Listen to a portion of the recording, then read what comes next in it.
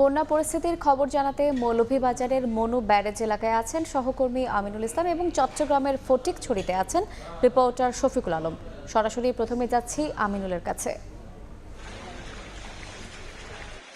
মৌলভীবাজারের নিম্নাঞ্চলের মানুষের দুর্ভোগের যেন শেষ নেই। গেল 3 থেকে 4 দিন ধরে এই পানি মারিয়ে তাদেরকে চলতে হচ্ছে এবং মনু নদীর পানি বৃদ্ধি পেয়ে যে বাঁধ ভেঙে গেছে, এই বাঁধ ভেঙে বেশিরভাগ এলাকাতে কিন্তু পানি ঢুকে পড়েছে। আমরা এই মুহূর্তে রয়েছি মৌলভীবাজার উপজেলায়।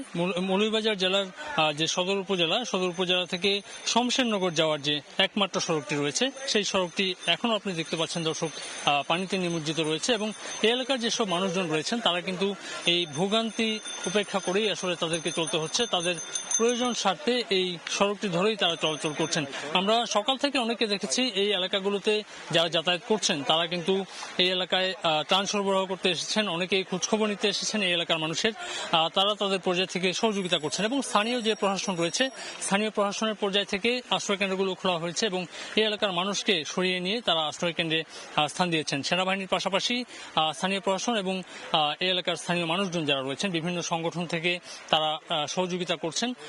তারপরেও বলা যায় যে যেহেতু এই বন্যাটি একটি ভারতের প্রবল ঢল থেকে শুরু হয় এবং 4 দিন যাবৎ তারা এই ঢলের পানির সঙ্গে লড়াই করে চলেছেন, এই এলাকার মানুষের এই ভোগান্তি কমতে কিছুটা সময় লাগতে পারে, কেননা এই ঢল এখন অব্যাহত রয়েছে। মনু নদী আপনারা জানেন যে ভারতের যেসব পাহাড়ি অঞ্চল রয়েছে, পাহাড়ি অঞ্চল থেকে এই মনু নদীর সৃষ্টি, বিশেষ করে ত্রিপুরার পাহাড়ি অঞ্চল থেকেই এই পানির প্রবাহটি মনু নদী হয়ে আসে এবং সিলেট অঞ্চলে আপনারা জানেন যে বেশিরভাগ এলাকাতে মেঘালয় এবং এর তৎসংলগ্ন যেসব এলাকাগুলো রয়েছে সেই এলাকাগুলোর পানি আসলে সিলেট অঞ্চল হয়ে নামে। এর মধ্যে মৌলভীবাজারের এই এত পানি কিন্তু গেল 3 বছরেও এরকম দেখতে পানি। যদিও আসলে দেশের 12টি জেলায় প্রায় একই রকম অবস্থা বিরাজ করছে। বিশেষ করে ফেনীর অবস্থা আপনার দর্শক আমরা প্রতি ঘন্টায় আসলে আপনাদেরকে দেখাচ্ছি এই এলাকার অবস্থা খুবই নাজুক। তারপরেও চট্টগ্রামেও এই অবস্থা বিরাজ করছে। আমরা একটু চট্টগ্রামে যেতে চাই। চট্টগ্রামে আমাদের সহকর্মী শফিক জানাবেন চট্টগ্রামের খবর। শফিক।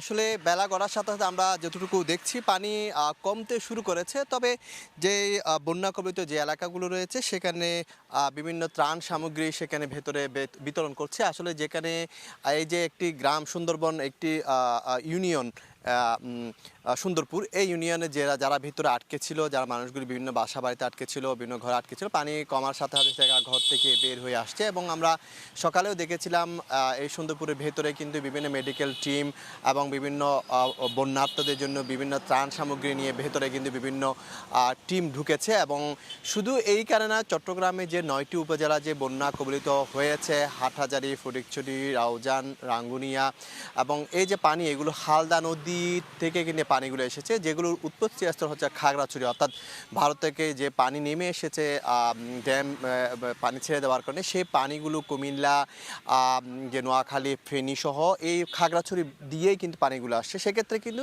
চট্টগ্রামের উত্তর চট্টগ্রাম বলা যায় সব কটি উপজেলা কিন্তু আক্রান্ত হয়েছে, ক্ষতিগ্রস্ত হয়েছে এবং এই পর্যন্ত আমরা 5 জনের মৃত্যুর তথ্য পেয়েছি এবং এখানে প্রায় 2 থেকে 3 লাখের বেশি মানুষ পুরো এই উত্তর চট্টগ্রামে বন্দী আছে ব্রাদার।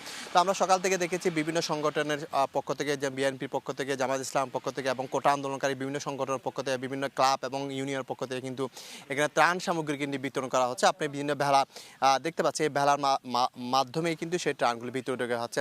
তো এখানে বিস্তীর্ণ এলাকা, একেবারে বাড়ি ঘর, বিভিন্ন বসত ভিটা, যেগুলো মাদ্রাসা স্কুল আছে, সব কিছু পানি উঠে গেছে। আজকে 2 দিন ধরে বলা যায় এখানে মানুষ পানিবন্দী। আমি এই যে এলাকা দাঁড়িয়েছে এখানে 2 দিন আগে কিন্তু কোমর সমান পানি ছিল, তো পানি ক্রমান্বয়ে কিন্তু নামতে শুরু করেছে এবং এখানে বলা যায় যে কাপ্তাই বাঁধের কথা বলা হচ্ছে। কাপ্তাই বাঁধ নিয়ে শঙ্কার কোনো কিছু নেই, কারণ কাপ্তাই বাঁধে 106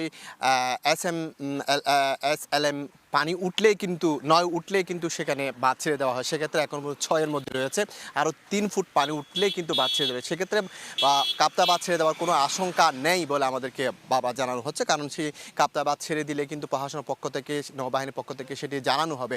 এবং যে চট্টগ্রামে যে বিশেষ করে উত্তর চট্টগ্রাম কোনো জায়গায় কিন্তু